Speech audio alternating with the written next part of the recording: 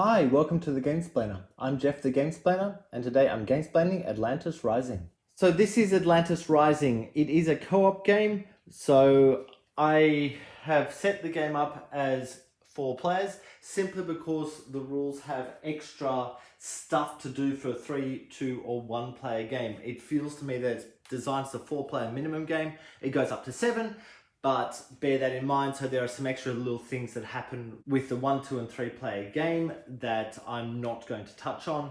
This is just for the 4-player game. If you look in the rules, it'll tell you what needs to change for the lower count game. Everyone starts the game with these 4 guys. You know, it's 1 bigger and 3 smaller.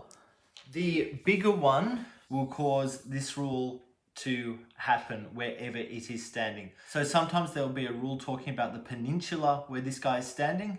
So if he is standing here, he affects the entire peninsula. And sometimes they're merely talking about the tile. So if other, they call them Atlanteans, are standing on the same tile, they will be affected by that person, but anything standing on a different tile will not be affected. Notice that I just used different colors. The colors don't actually matter. All the colors are telling you in this game is who owns the people. So you're marked with that. The other thing that you'll notice you start with is 2 of these. They can be used for a number of things. They're all listed on the bottom of the tile. And they're called Mystic Angie. You can use Mystic Angie at any point. So you'll be able to use one of these to turn a dice roll up 1 spot, so that will come in handy. I'll explain why the dice are handy in a second. You can use one of them to be able to hang on to 2 library cards rather than just the 1, which generally happens. You could use 4 of these to place one of these on a peninsula. The reason you place one of these on a peninsula is that if it's on here, it means that anything that floods that spot would flood this instead. Or you could use 5 of them to flip one of the tiles back over if that's a necessity. In my games, I have found that I haven't really used many of them. I have used the one that turns the die up 1 spot. What you are trying to do is fulfill these tiles over here. So once you have one of these, one of these, and one of these, you can place your guy up onto this spot, and when you actually action that, you'll turn those 3 resources in to put that up in the space. There's writing on the bottom of it that tells you something else will happen.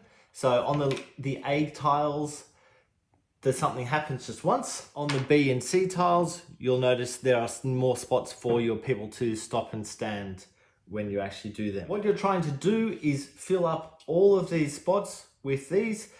Notice there are 3 elements or 3 spaces. This 3rd space is only available in a 5 or more player game. So playing a 4-player game, you're only going to be able to use 2 of them.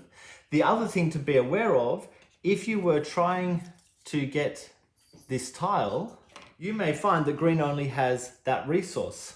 If blue has the other 2, you would need to also send that guy up there. So as many guys as you wish can stand there from different players to be able to pull their resources together to be able to create what is actually listed on the tile. So some of them have 2 gold, 2 of the bars, some of them have the crystals. There's a whole bunch of different ones. The last tile that needs to be done is this one, which is looking for 2 of everything. And in order to enact this tile, each player will need to send their tall guy up to stand on the spot. Every player must put something in. Even if it is only 1 thing, you must put something in to enable this to be done. Once you have managed to get this tile up to the top, you have finished the game, you have won. Other than in here, each player is going to be placed on 1 of the slots. It doesn't really matter which ones you go on. Each one's going to do something slightly different. The only peninsula you'll need to watch out for is this one. This one really requires 2 guys to enable one of them to happen. And what happens with that is this number is telling you what you need to roll, and this is where the dice will come in. It's telling you what you need to roll. If you roll that, one of the players gets their extra meeple. So if purple put 2 guys there, he'd roll both dice. If he rolls an 8, he would get one extra guy onto his board for use in future rounds. This one, and this one are just resource spots. So here you're getting the crystals, here you're getting gold, here you're getting the, I think it's coal. I'm not 100% sure what that one is. With each of those spots, you're going to need to roll a die per guy that's on there.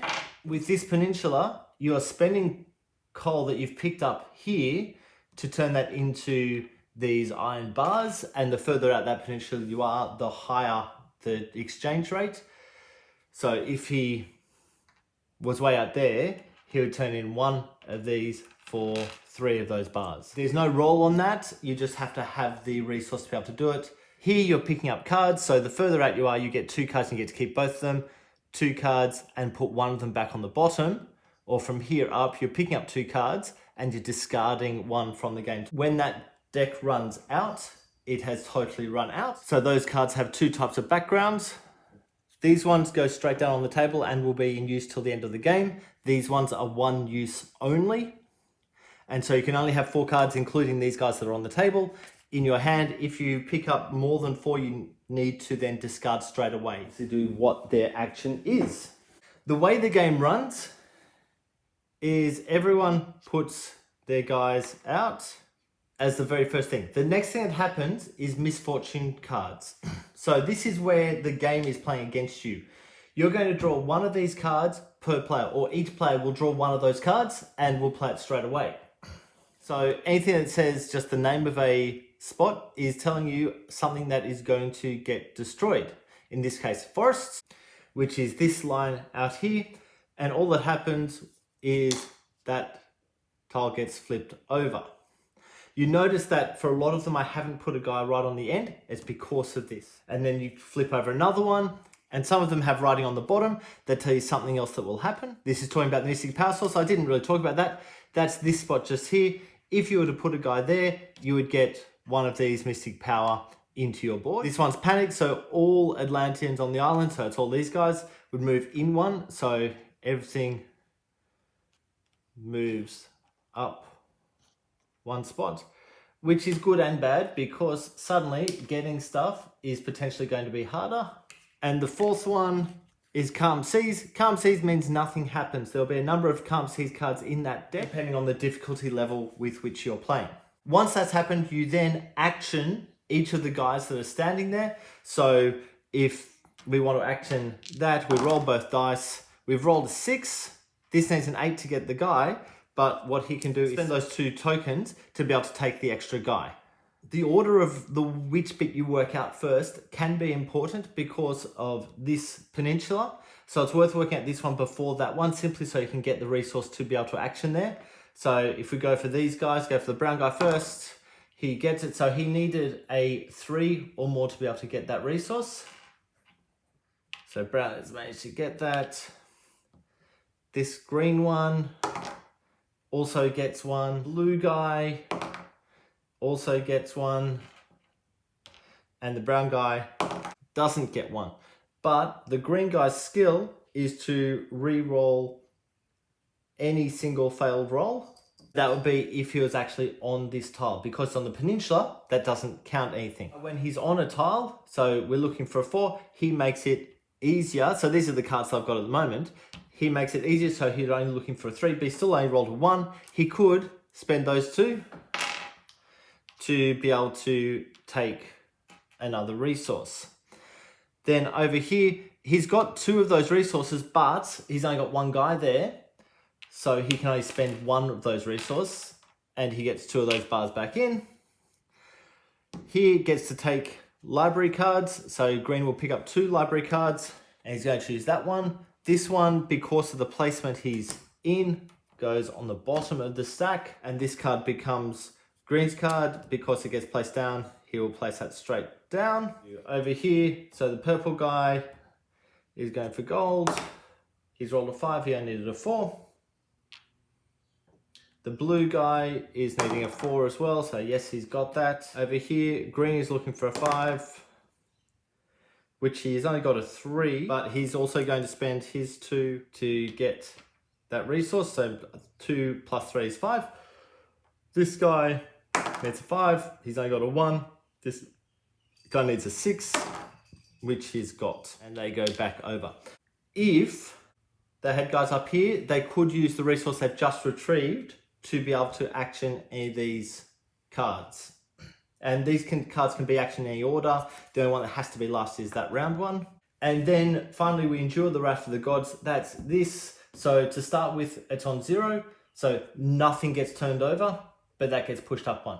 What's going to happen now when we get to the end of the second round and we endure the Wrath of the Gods, one of the tiles is going to get flipped over and we would choose which one to flip over, making it unpassable for anyone or unusable for anyone. And as I say, it's a race for everyone to get these, including this one, onto this board. If you can do that before all of Atlanta has been sunk, then you will win the game. If Atlanta sinks first, then the game has won and everyone has lost. The guys that are grey over there are called volunteers. You will get volunteers with the library card. So this card, you can discard 1 gold to gain 2 of your followers or 4 volunteers. So by discarding 1 gold, he can take both of these guys and they'll stay with him for the rest of the game. Or he could discard the gold and get 4 volunteers. That allows him next turn to put out 4 extra people to do stuff on the board. Once they've been used, they'll go straight back. They must be used by the end of the next resource round. So they're a 1-use only thing, but they will give a bit of a bolster to the number of guys you can put out at any one time. I will leave it there. Please go ahead and watch my gameplay to get a feel for how the game plays for the first couple of rounds. If you have any comments or suggestions, please write them below. If you have any games that you would like to be Gamesplaned, please shoot me an email to thegamesplainer@gmail.com. Follow me on Instagram and Twitter @thegamesplainer to keep up to date with the games I'm playing. Subscribe to my videos to keep up to date with the games that I'm gamesplaining. And until next time, enjoy gaming.